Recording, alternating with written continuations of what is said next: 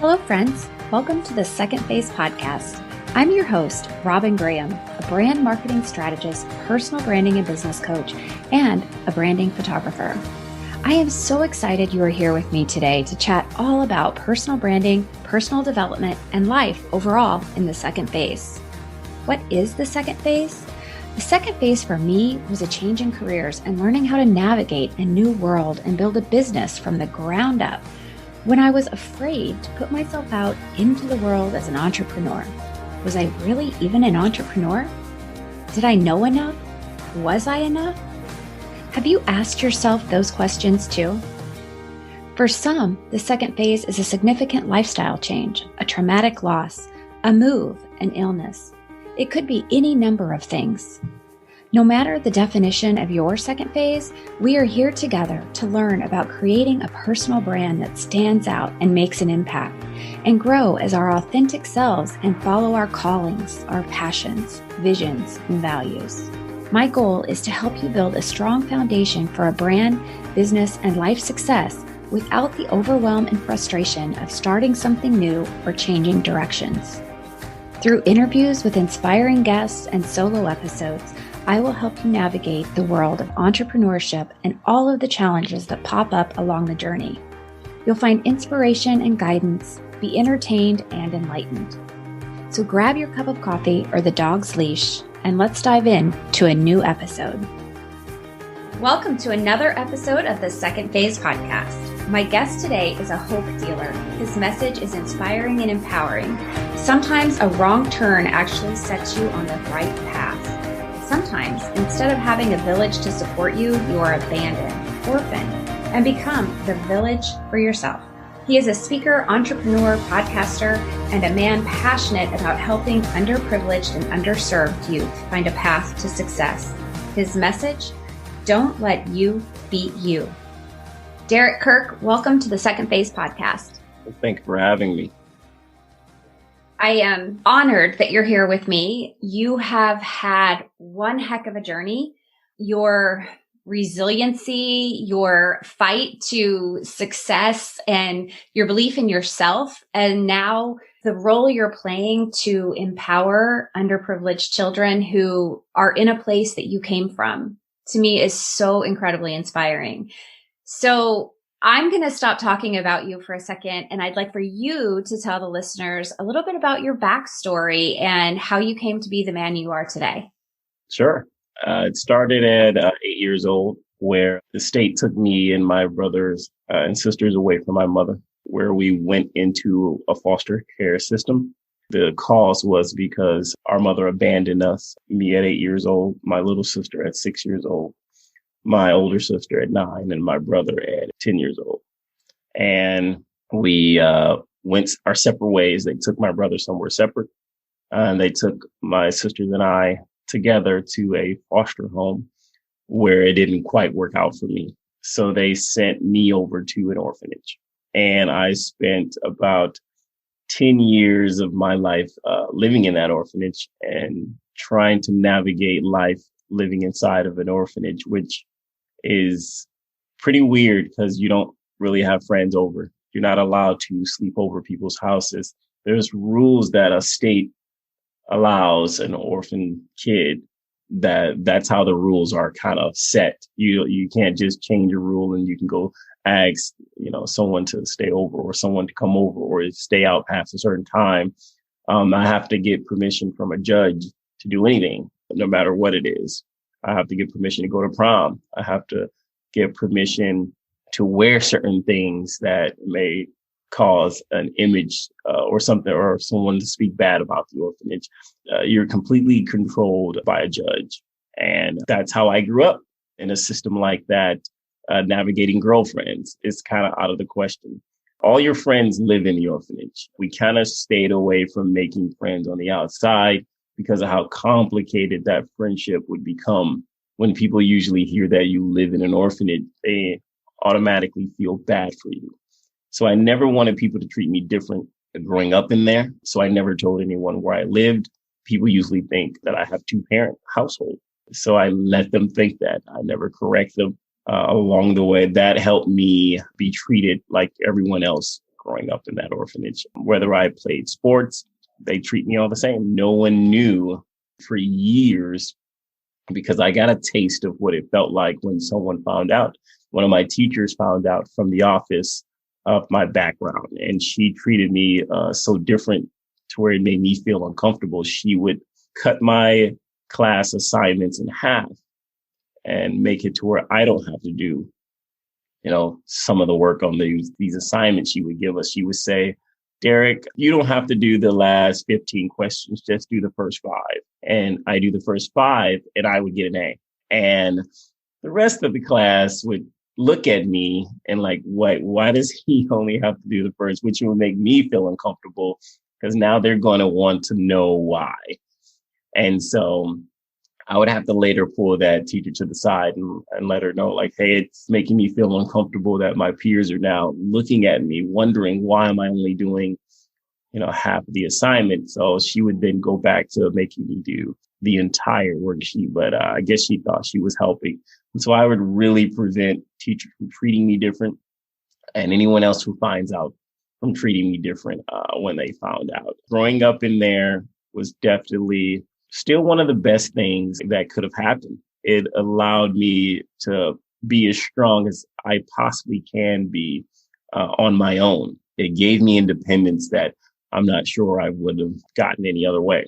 The friendships that I've built in there, some of those are long life friends. You build brotherhoods in there. It's kind of like a fraternity.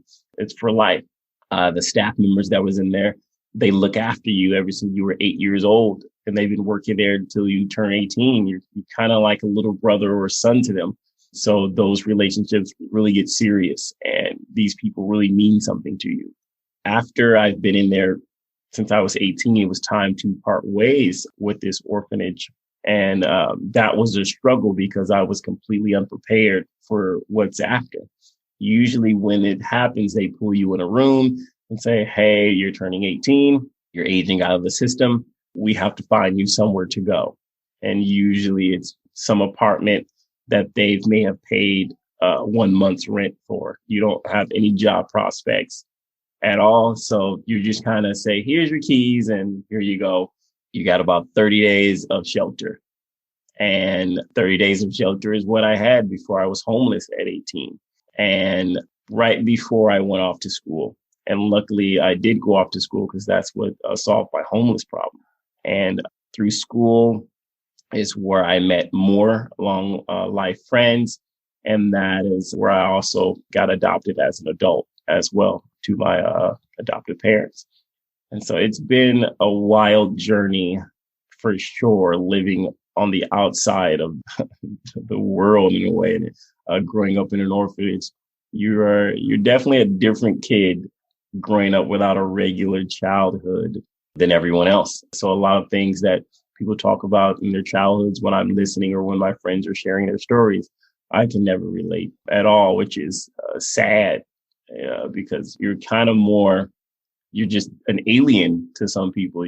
They're just shocked to meet someone that grew up like that in the United States. They're like, wow, I didn't know that people lived like this in this country. But yeah, it's a lot. It was a lot of kids in there.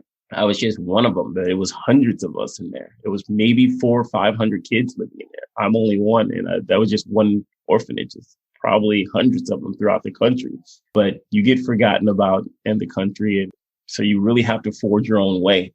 And I was one of those ones that came out the other side just fine. So your story is so remarkable. My mind is just spinning. I have so many questions and, I read all the time. And so I've read a lot about, the orphanages of years ago, not like current day orphanages. My grandfather actually grew up in an orphanage and, he would tell us stories and, I was always just in awe. And then in high school, we actually had the orphanage my grandfather grew up in was still in existence when I was in high school. And so some of those kids came to school with us. Wow. We met them, in the public school, but I can see now, and I didn't know then because I was too young, too naive, too immature, but I can see now how they stuck together. Yeah. And that was their life. They were never at a party. They were never at games or anything like that. They always went straight on the bus back to the orphanage. That's correct. That's exactly how it operates. And even in the public, we didn't separate because it builds a brotherhood. You don't trust anyone on the outside. You can't relate to anyone on the outside. Even on the outside, you become friends with people on the outside, but still every day you see me with someone who you may not know that is from the orphanage, but it's a close knit circle. And even though we have other friends that are not in there and we laugh and have fun with them just the same, but we have a much closer bond to people that are. And so, yeah, you witness that. So when you got out and you went to college, it was a whole new world. Yeah. You had freedom that you'd never had before. How was it obviously you're very successful now, so you didn't go down the wrong path too dramatically anyway, because you have come out so incredible. But what was that like? How did you avoid, getting into trouble, getting in with the wrong crowd, making decisions that you'd never had to make before, but yet you made them in a sound way? Wisdom. It just sums it up. I had wisdom. I'm one of the only friends that I have that took a curve like this with such triumph. Yes, but it has been difficult for some other friends to climb, to try to reach some sort of level of success after being in there. But watching and learning from others' mistakes, as my friends make mistakes, as my brothers and family members make mistakes, I kind of want to watch and know, okay, I can't do that. I can't do that, and take advice very seriously, especially when you're younger, when someone says, don't do that, or you should try doing this, or you should do that. Usually I listen. I take everyone's information very seriously when I grew up. I take advice very seriously. So that helped guide me and make my decisions, is asking a ton of questions when I was younger and taking advice at every turn and watching people make mistakes. And wisdom helped And if I want to try something, I try it. If it doesn't work, I move on. I don't bask in mistakes at all. So just pure wisdom helped me navigate, and it saved a lot of time and kept me out of trouble. Well, and something you said, and I think it's a lesson for everyone, because when you listen, when you get curious and you listen, you learn. And that's how you build a foundation of wisdom, right? Yes. So one thing that I saw that you posted on Instagram, and I loved this quote, was, I've lost count how many times I've failed, but you know who cares? Nobody. So pick yourself up. Yeah, that is definitely, people think that when they fail, it's over. They embarrass themselves, or people make mistakes. They think somebody cares. Nobody does. Nobody cares. It's all in our own heads. Social media definitely has brought an unrealistic self-awareness that isn't there. So when we make mistakes, or something's not working out, or you're starting a business and it's not working out, but yet all your family and friends know about it and you're so embarrassed, these things are all false. No one really cares. So just keep trying, or quit, or try something else that you're more passionate about. It's okay to restart again. But yeah, no one cares. So keep pushing. I love that. So let's talk a little bit about I'm going to call it your key phrase, your key message. Don't beat you. Yes. Don't let you beat you is one of those things that's helpful to the person that's hearing it. Everyone hears it different. Everyone hears it different. It lets you hear your faults, and whatever reason you have that those things are holding you back, you are holding you back. That's the only excuse is you are holding you back. So that don't let you beat you is you definitely don't want others to beat you, but you should fall under that same category. Don't let you beat you either. I love that. Hold yourself accountable, basically, for taking action, to just do something. If you do nothing, you're never going to progress. You're never going to succeed. So if you take that action and don't hold yourself back, ignore all those things that you're making excuses of, all those excuses that are just inside your head. They're not real. They're just inside your head. So once you get past just doing, a lot of people are fear of making a mistake. Make a ton of them. Oh, well, just make a ton of them, because one of those turns, you're not going to make a mistake. So make a bunch of them. I love that. That's such great advice. So that brings me to your foundation and the work you're doing with underprivileged kids. So kids who maybe are in the same situation you were in or something similar. Obviously, you started that out of a sheer passion from your life experience. Mm-hmm. But tell us a little bit about that and some of the stories of how you're helping these youth. Yeah, some of the ways I help is I like to give to grade school classrooms who are short on school supplies.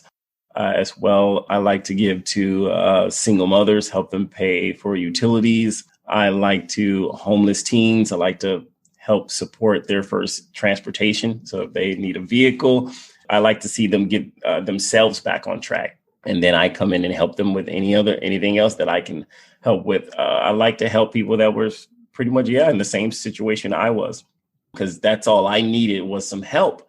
I was trying my hardest on my own, and just a little help could get me much further. And those are the people I look for to try to help, is people who are just really trying and grinding themselves, who just need a little bitty push. Something so little could do something so much, like a car. Not a little beat up car could now get this person to and from their part-time job outside school, help them get to school on time. Something so small could yet give them such great results, those kind of things. And it was just a pure passion of mine. And I do allow donations as well, but most of the time I fund it myself. That's amazing. So when you were, and I'm kind of skipping around a little bit, but when you were homeless, mm-hmm. that it was a short period of time, mm-hmm. but you had to have been really afraid. I didn't know it was going to be a short period of time. When you're homeless, you're homeless. I didn't know how I was going to get to school. My school wasn't up the street from where I was homeless. I didn't have any resources. So you're just going day by day, trying to figure it out, wrecking your brain, trying to piece it together. These homeless stories I've heard, they get out of hand. You think it's going to be a minute, and then you look up and it's 5 years you've been on the street. So you're really just trying to find a way and navigate through it. And that's all I was doing every single day. I wasn't just trying to, where am I going to sleep tonight? Where am I going to eat today? No, what am I going to do tomorrow? What am I going to do the next day? What am I going to do the next day? What am I going to do the next day? So I was just thinking ahead, and that helped me navigate pretty well. Did you have a phone? Like, how did you check email? I mean, you were going to go to college. You knew that. Mm-hmm. But how did you even get yourself, checking in to know where to be and what time and how you were going to get there? Like, what tools did you have? What resources? No, I didn't have a phone. They did have pay phones. And so with the pay phone, I did have a few dollars to make some calls. So I just reserved those calls for, one was so I can get a ride to get to school. And one was for emergencies. And this would seem like an emergency, but I was very stubborn to where I didn't like to bother people and burden them. Even though being homeless seems like a time you should call someone, in my head, it was not. In my head, it was like, no, I can fend for myself for a while and then make this call when I need to, and make this call when I need to, and make this call when I need to. And that's how I kind of operated at that age. Is I only will call these people in an extreme emergency. If it's not that, I will figure out a way for myself. And that's how I move forward. I definitely only use my contacts and my support in dire situations. And I didn't consider being homeless one of them. I felt being homeless was something I could figure out for myself. Wow. I'm just blown away at your strengths at such a young age. And you said it, you had wisdom, you had a gift. Like, did you feel you had a guardian angel? Did you feel God was watching over you the whole time? Did you have a source of faith and energy that kept you moving? My mind was going 100 miles an hour. When you're in those situations, you definitely don't have time to reflect. In those, is no time to reflect at all. You're just going. You're just going and going. And people do ask me how, like if someone else is going through this, how do they figure it out like you did? And I tell them it's one of those things that's inside you that you either got it or you don't. It sucks that it is that because people fall victim to the streets every day, all day. Someone's falling victim and they're not navigating like I did. But there's others who are coming out the other side. And if you meet each and every last one of those people that are coming out of the other side, I can guarantee each of them will have something in common. You would immediately talk to these people and you will notice something about each and every last one of them that are similar. And that is what I share. It's something you either have this thing or you don't have this thing. And that's what helped you navigate. I can't put my finger on it, but I've seen it in other kids. I've met plenty of kids in a situation like me. And as I'm meeting a bunch of these kids, these certain kids catch your eye and you can kind of see like that kid's going to be fine. Regardless of whatever life throws at that kid there, he's going to be fine. He's a completely different breed. And I met hundreds of those kids on my journey giving back. They definitely stand out. They definitely stand out after you meet these kids. You either have it or you don't. It's one of those sad situations where a lot of kids do fall victim because they don't have the tools to pull themselves up and they will need a lot of support. You're not the first person that I've interviewed on the show that was homeless. And what I think you're at least the second, but maybe the third. I'm trying to think back. But the one thing that I definitely see in common is, one, you have drive. Mm-hmm. Two, you're very resilient. Mm-hmm. You're incredibly smart. You're resourceful. Mm-hmm. But you also have a heart mm-hmm. and a level of empathy that most people don't have, because every person that I've met that was homeless and succeeded, mm-hmm. transformed their life, they give back. Mm-hmm. They serve. They're in the nonprofit world. They're doing things to give back and make a difference and transform other lives. Mm-hmm. And that's empowering. Because we caught on to the journeys are different, but similar. We know that, we came out, but there's someone who did something for us along the way that didn't have to do it. And so we know that that's the key part in it all. We can have all these tools to get out, but along the way, somebody's going to do something for you. We know that. That's guaranteed. No matter who you are going through this struggle, someone's going to come along and help you in some way. And we could be that helping someone else, even if we're just one of many. But out of that bunch of people that we're helping, we're going to be that one person for somebody. So Derrick, tell me, I know you had a blog post that I read, the top 5 skills to develop. Yeah. So I'm going to make an assumption here that these skills are skills that you learned throughout your journey. Yeah. And then adding education onto that.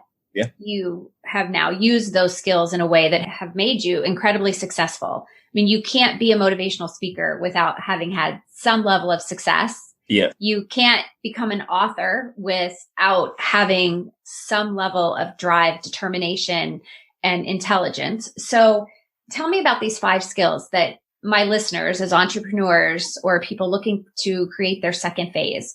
What are these top 5 skills? First one is communication. One thing I like to say is that when you open your mouth, you tell people who you are. And communication is one of them. I practice speaking just because I want to be ready. Even if it's just a simple conversation, you want to read things and know things that are completely useless, maybe useless in your life, but yet could be very informational just to have. You definitely want to be well-rounded and knowledgeable. Communication is number one. If you have great communication skills, you're going to automatically get further than someone else who don't. That's just a given. Just that skill alone will catapult you to a certain level. So number 2 is negotiation. You got to be able to negotiate anything. So practice that, whether you're negotiating an invoice, whether you're negotiating a job, just give it a try. And I met people that just don't know how or just don't do it. Like they just take whatever, job offer given. They read the offer letter and it's just junk. But yet they say, yeah, because they don't know how to negotiate. They're scared to. It makes them sweat. It makes them shake just to, call them back and say, hey, can I get this instead of this? And can I do this instead of that? Scares them. But getting over that fear of negotiating will give you a tool that will make you strong all the way around. You'll be very well rounded, and you can practice that at your job. If you're in a position, try negotiating any and everything you possibly can so you get comfortable with that. Number 3 is listening. Definitely listening is everything. Listening helps build relationships. Listening makes you a good coworker, good boss, a good mentor. Listening is, you're going to need it eventually. And so practice it in your personal life or with your employer as well, and build on that. When someone knows you're a good listener, they come to you. And you want to be one of those people come to. That's how opportunities open up. And time management is everything. Definitely time management. Show up on time, show up early. You can. Definitely showing people that you're dependable is everything. So if you have a long list of things to do, if you have to cut someone short because you have to be somewhere, that's not a sign of disrespect. That just shows, okay, you have good time management skills. So do that because you don't want to be late for someone else, no matter how small that thing is. That's one thing you should have dependable is your time management skills. And number 5 is problem solving. That's a pretty big one. Is you want to be the person that solves problems because you want to be the person they go get. And especially if you're starting your own business, problem solving is all you're going to be doing every day. And so practice that while you can, because it needs to be a habit. You need to be so used to problem solving to where you just show up to a problem, even if it isn't yours. You just show up ready to solve it. Love that. All right. So this has just been a fabulous conversation, and I could keep talking to you all day long because I'm so curious and I want to know so much more. But obviously we have a time limit and I want to respect your time, but you have a book coming out. So before we close out the episode, I would love for you to tell the listeners about the book and where they'll be able to find the book and all of those good details. Yes. The book will be on my website, derrickkirk.com. It's called The King of Orphans. And the book just pretty much goes over my experience living in the orphanage. And I want to share that with people so they get a real look inside the day-to-day life of an orphan from start to finish. You get to see, I tell you about every little thing I possibly can remember, to what we ate for breakfast, every morning, how we made our beds, what's it like living with 30 roommates, all kids my age, every single day for years. What's it like when one of them leave for you, like all these things growing up. I share that. I went to prom living there, so I want to share that. It's from start to finish, my complete life living in the orphanage. I love that. Yeah. And so it'll be available on your website. Yes. You go to the website, it'll hit you right in the face. When does it publish? It'll publish in March. March. Okay. And so, the first Monday of March, it'll be available on the website. Awesome. Awesome. And the foundation, how can people get involved or donate or support you in your mission? Back to the website as well. You can see the foundation, go there and support however you want. If you want to email us to tell us how you can support, or you want to ask how you can support, you can have a conversation with us and we can help you figure that out, or you can donate directly from the website. And are you all over the United States or just in the Detroit area? All over the United States. Awesome. Yep. Fantastic. Derrick, thanks so much for being here. I enjoyed our conversation. I enjoyed being here. Thank you for having me. And that's a wrap, friends. Thank you so much for listening today. I am so grateful to have you here with me. If you enjoyed the episode and found the information helpful, will you please take a moment to subscribe and leave a rating and review? It would mean the world to me. Ratings and reviews are what give life to podcasts and help others find us. and it truly warms my heart to read them. If you know someone who could use the information shared today, please share the episode with them too. Before you go, have we connected on Instagram yet? Find me at The Robin Graham. I'd love to connect with my listeners and learn more about you too. So take a screenshot of this episode and tag me in your stories so that I can find you and know that you've listened. You can also find me on Clubhouse, Facebook, and LinkedIn as The Robin Graham. Lastly, if you'd like more information on personal branding and brand marketing strategies and to be part of a community of like-minded people, join the Female Entrepreneur Insider Facebook group. We are live every week with incredible trainings to help you build a solid foundation for your brand and business. Until next time, remember to smile.